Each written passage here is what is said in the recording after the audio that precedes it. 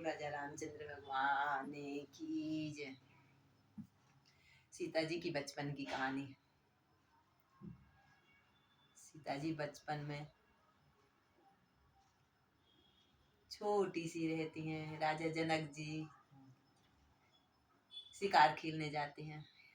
सीता जी से कहे जाते हैं, सीते मैं आ रहा 2 दिन बाद आऊंगा, तुम इस धनुष की पूजा कर लेना। सीता जी कहती ठीक है पिताजी, कर लेंगे। अभी भोले बाबा का इतना भारी धनुष किसी से उठता नहीं। सीता मैया उठा के बढ़िया गोद में लेके पूजा करती थी। पिताजी आए, देखा सीता मैया तो वो धनुष को गोद में लिए। बोले सीते।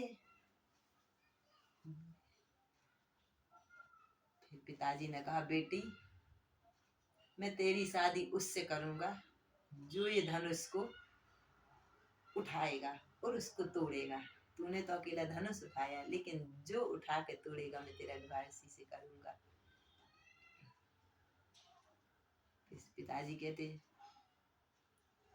सीते विवाह तो करूंगा, लेकिन तू उस घर में जाए तो उस घर का पानी नहीं पीना। पिताजी सीता जी कहती, पिताजी आप ऐसा बोल रहे, फिर मैं खाऊंगी क्या? बच्चे हैं।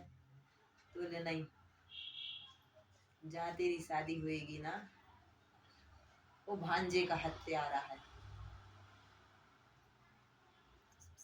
सीता जी की शादी होती है, राम जी धनुष तोड़ते हैं, सीता जी आती हैं, अयोध्या में आती हैं।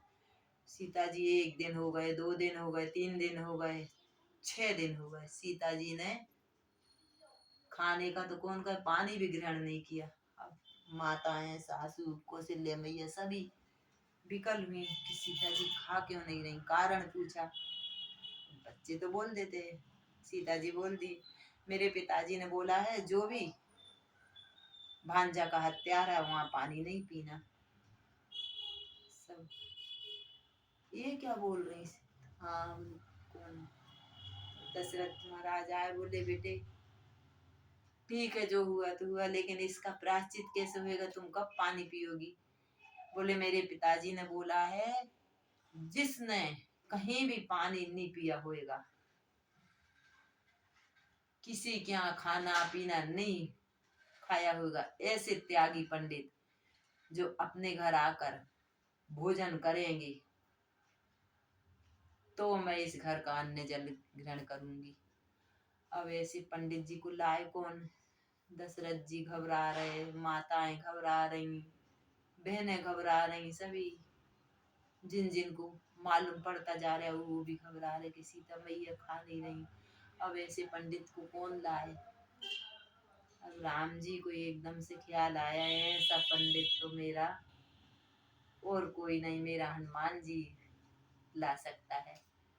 हनुमान जी को पड़ी कि माँ तुम्हारी भूखी है, खाना पीना नहीं खा रही, और बस इसलिए कि हनुमान जी कहते हैं कौन होएगा? तो प्रभु ध्यान लगा कहते हैं ये सब पंडित तो कौन, लंका में जाना है और रावण है। हनुमान जी रावण के पास जाते हैं, रावण मना कर देता है, नहीं मैं नहीं जाऊंगा, मैं किसी के यहाँ पानी नहीं पीता, मैं पंडित हूँ। अब हनुमान जी मंदोदरी के पास जाते, माता माता कृपा करो, आपके जो पति हैं उनको अयोध्या भेजो, सीता मैया भूखी मर जाएंगी। सीता मैया भूखी मर, सीता तो मेरी बेटी है। हाँ माँ आपकी बेटी है, वो भूखी मर जाए तो क्या हुआ? बोले 6 दिन हो गए कुछ नहीं। ठीक है चिंता नहीं करो। मंदोदरी जाती हैं, पति से प्रार्थना करती हैं, आपने सीता को आपकी बेटी माना है ना, है तो आप जरूर भोजन के लिए जाएं, आपसे विनती है, आपसे प्रार्थना है, आपके चरण बारंबार प्रणाम करते हम। ठीक है जा रहे हैं हम। जाते हैं तो बोले मेरी भी एक शर्त है। नंदोदरी ने बोला क्या शर्त है? बोले जाऊंगा भोजन करूंगा, लेकिन मैं भी सीता ही माता के हाथ से भोजन करूंगा। थाली वही परोस के लाए। मंदोदरी ने पूछा, नई नवेली बहू है। सासू माँ ने नी दी तो हनुमान जी से पहले विनती करी। हनुमान जी ने कहा ठीक है, मैं मेरे प्रभु से पहले जाके बोल दूंगा। ठीक है। रावण को ले जाते हैं अयोध्या में, आसन बिछाते हैं। सीता मैया मुस्कुराती सिर पे पल्लू लेके आती हैं, थाली रख रख के। सीता जी से रावण समझ जाते ये तो माँ सीता है, ये तो भक्ति है। बोले माँ, भोजन चुपके से आपस में दोनों की इशारे से, माँ मैं भोजन जब ही करूंगा जब तुमको लंका आना पड़ेगा। सीता मैया कहती हैं, जब ही तो तुमको बुलाया, 6 दिन से भूखे हैं हम, इसलिए तो तुमको बुलाया है। हाथ जोड़ के रावण बढ़िया प्रेम से भोजन करते हैं, तो बस लंका चले जाते हैं। इधर सीता मैया भी प्रेम से भोजन करती हैं, लंका चली जाती। अब बात उस समय की है जब 14 वर्षों का वनवास होता है।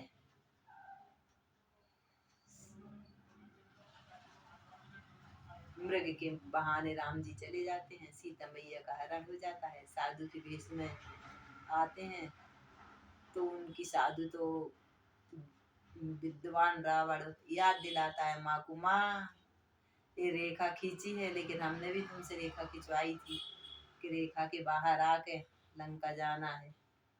जब इसलिए सीता मैया को रावण साधु के भेष में ले गए और अपनी बेटी समझ के सुरक्षित रखी। जब समय के अनुसार रावण ने अपने कुल का उद्धार कराया, उद्धार करा के और वो भी परम धाम पहुंच गए।